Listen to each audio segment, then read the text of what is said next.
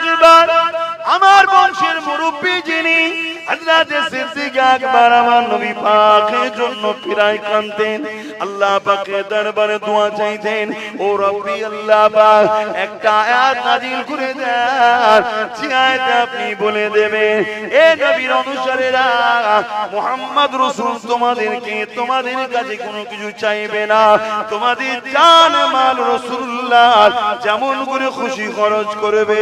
এই দোয়া প্রায় চাইতে থাকতেন। একদিন সিদ্দিক আকবরের ঘরে আমার রাসূলুল্লাহ প্রবেশ করলেন।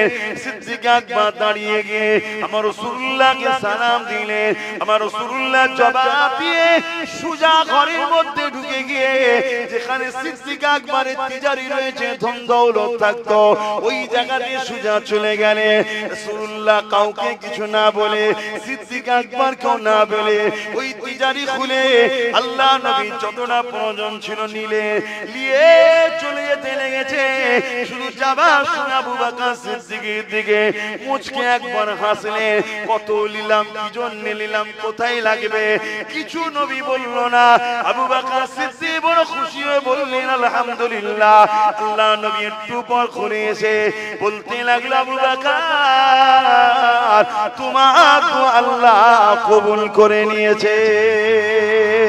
এ যুবকেরা, একটা আনুমানিক একটা সমীক্ষা করা হয়েছে, ওই সমীক্ষার কথা আপনাদেরকে জানায়। হযরত সিদ্দিক আকবর আমার নবী পাকের জন্য, আল্লাহর জন্য, দ্বীনের জন্য সেই সময়ে 400 কোটি টাকা নবীর কদমে দান করেছে।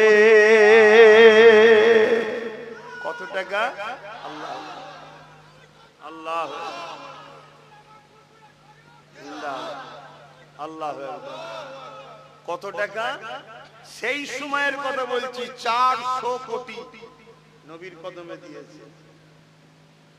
আজ 1000-এই আমাদের কষ্ট, কি কষ্ট হয় না? হয় না?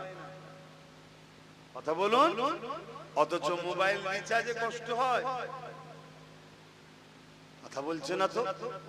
তখন কষ্ট হয় না। তাহলে মহব্বত কি এখান থেকে না এখান থেকে? এখানে মহব্বত থাকলে কষ্ট হয় না। কথা মাথায় ঢুকছে না? ঢুকে নে। আর 10টা মানুষ 1000 করে যদি দেন আপনাদের মাদ্রাসায়, আমার ছেলের নামে আমি 5000 টাকা দেবো। বলুন দেখি, আর 10টা মানুষ 1000 কে দেবে? যারা আগে নাম তুলেছিলেন তারা না, নতুন করে 10টা হাত উঠবে। প্রথমেই হাত তুলেছে এই ভাই, দ্বিতীয় কে ওঠে দেখে এই দেখেন এক যুবক, মারহাবা, নারে তাকবীর, নারে তাকবীর। 3 নম্বরে কে চাই দেখেন, তুমি তো ছোট মতো বাবু, এই গ্রামে বাড়ি, দিতে পারবে তো? দুটো বাচ্চা চেনেন, দিতে পারবে তো? মারহাবা, নারে তাকবীর। 3টে হয়েছে। 4 নম্বরে কে আছে বলেন? আমি তো এতগুলো লোকের মধ্যে 10টা লোকের আশা করলাম, একটা যুবক হাত তুলেছে। আল্লাহ কবুল করে, আল্লাহুম্মা আমিন। কি গো, চাঁদা তুলছি বলে আপনাদের অসুবিধা হচ্ছে নাকি? অনেক জায়গায় দেখি চাঁদা তুললে অনেক মানুষ একটু ইতস্ত হয়। আরে চলবে কি করে? আমাদের ঘরেই তো চালাতে হবে। হ্যাঁ, আমাদের যদি ওয়াকফ যদি আমাদের হাতে থাকতো আলাদা কথা, ওয়াকফ তো আমাদের হাতে নেই আবার। হ্যাঁ বলুন, 4টে হয়েছে আর 6টা দরকার, তাই তো নাকি?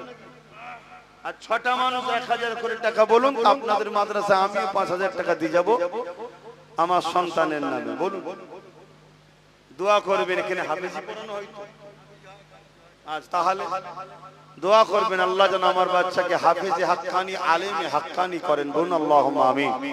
শুধু হাফেজে হলে হবে না, শুধু আলেম হলে হবে না, হাক্কানি হতে হবে। আলেম তো অনেক আছে, হাফেজ তো অনেক আছে, হ্যাঁ, ওরম হলে হবে না। আল্লাহ ও রসুলের জন্য কুরবান হতে হবে। আর 6টা মানুষ, এই 6 জনের মধ্যে কে কে হাত তুলে দেখা যায় দেখি। কার দিল কাঁদে যে আমার হুজুরের জন্য দেবো আমি 1000 টাকা?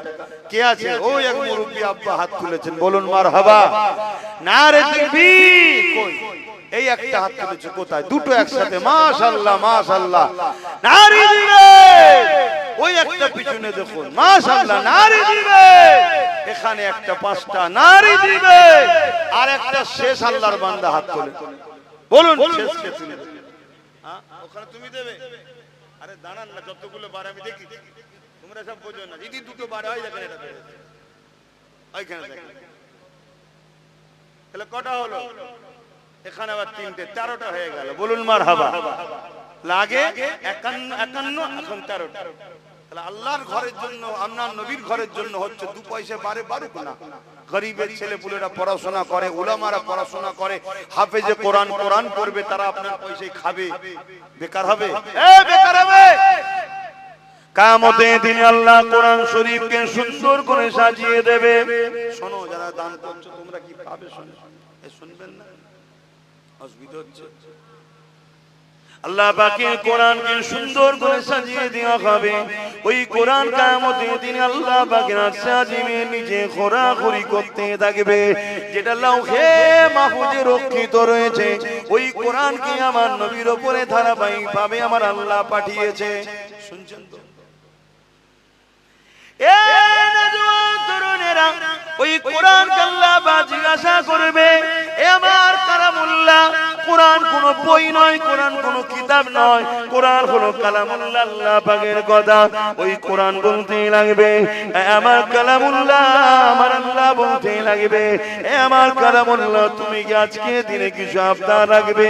ওই সময় আল্লাহর কালাম বলতে লাগবে, এ আল্লাহ, আমি আপনার বাণী, আমি আপনার কথা দুনিয়া জমিনে যারা আমাদেরকে প্যার করেছিল, আমাকে মহব্বত করেছিল, মুখস্থ করে সিনায় রেখেছিল, বা আমার শিক্ষার ব্যবস্থা করেছিল, বা আমার জন্য কথা বলেছিল, বা আমাকে চুমা দিয়েছিল, আদর করেছিল, আমার পক্ষে দাঁড়িয়েছিল, আল্লাহ আজকে তাদেরকে আমি আপনার জান্নাতে দেখতে চাই।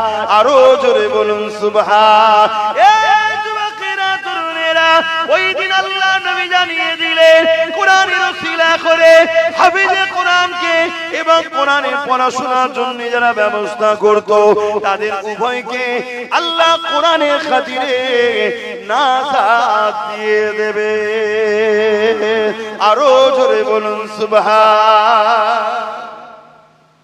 তাহলে সেই জায়গায় আপনারা দান করছেন, আপনাদের কি বেকার হচ্ছে মনে হচ্ছে নাকি? বেকার হচ্ছে।